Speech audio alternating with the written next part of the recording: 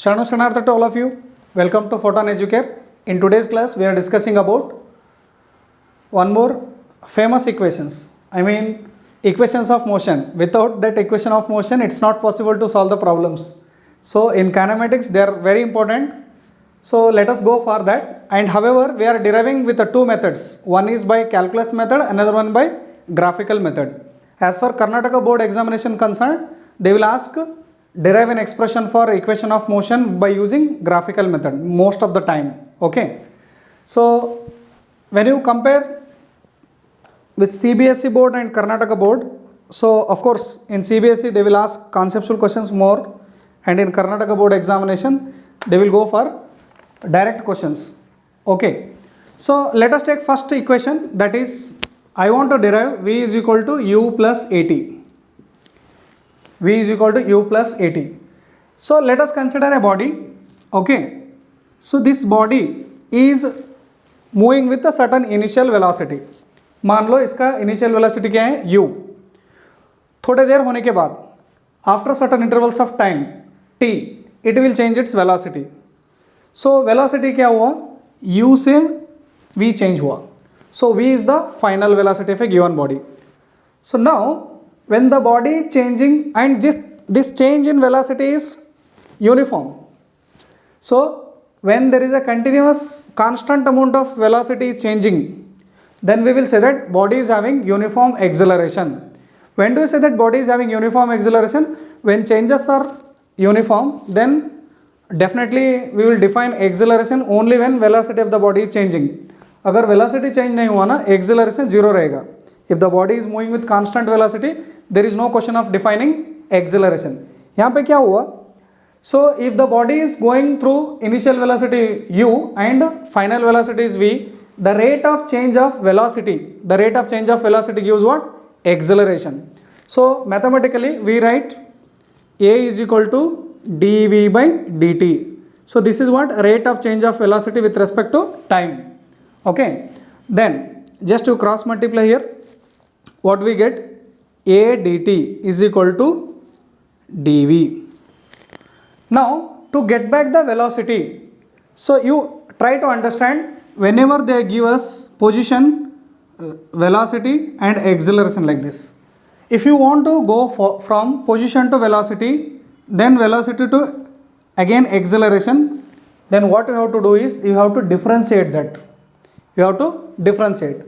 And again, if you want to go from acceleration to velocity, we have to integrate. So, integration is opposite process of differentiation. Now, what we do is, here we are differentiating this a is equal to dv by dt, that is rate of change of velocity with respect to time gives acceleration. I want to get back velocity. So, from this acceleration equation to I want to get back velocity. मेरे को acceleration से velocity तक पहुंचना है. क्या करना पड़ेगा? Integration करना पड़ेगा. मैं ये कहा कि जब इक्वेशन डिस्प्लेसमेंट या तो पोजीशन दिया हो तो क्या करना है, हमको डिफरेंशिएट करके वेलोसिटी पे लेकर आना है.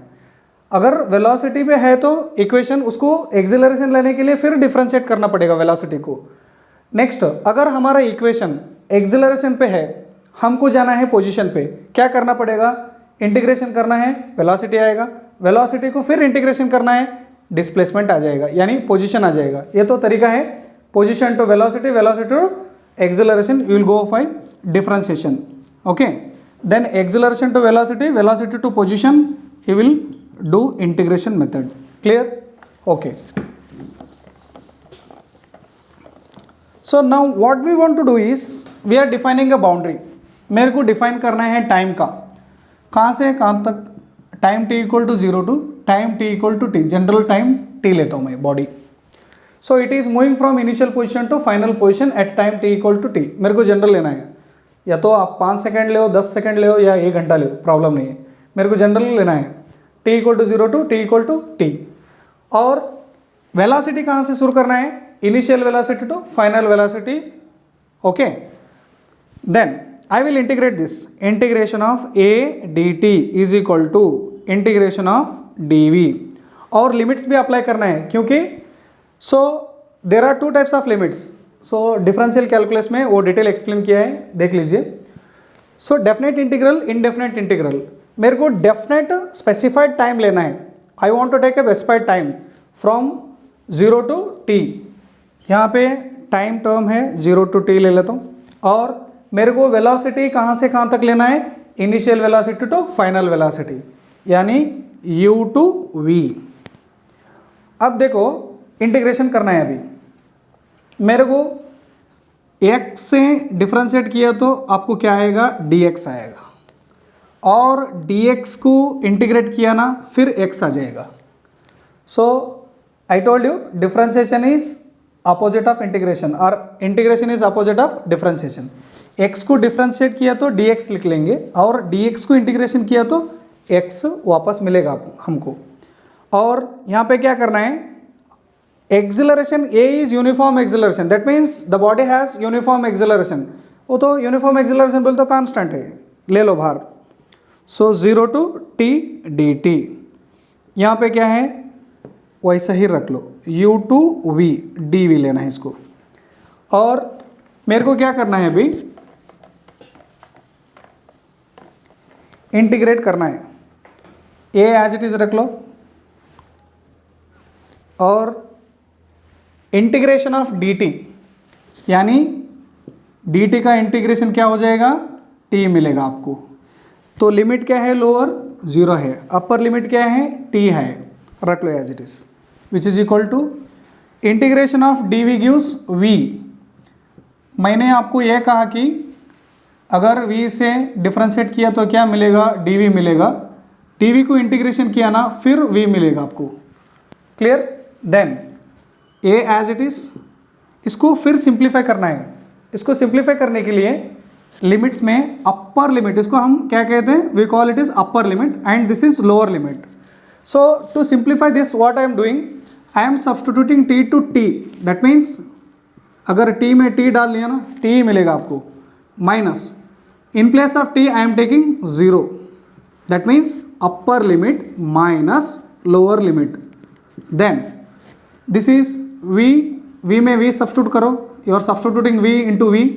Then v minus upper limit minus lower limit, और v पे u डालो माइनस u. ये t माइनस 0 क्या हुआ, 80 हुआ. v minus u as it is रख लो और माइनस u यहाँ पे लेकर आओ, u प्लस 80 हुआ. Therefore v is equal to u plus 80. This is your expression. अगर आप u के बदले v नॉट भी लिया ना, आपका आंसर क्या हो जाएगा, v is equal to V naught plus 80. NCERT में क्या है, u के बदले v नॉट लिया. So you have to define v naught is the initial velocity. Clear. So there you will get v is equal to V naught plus 80. I hope you understood.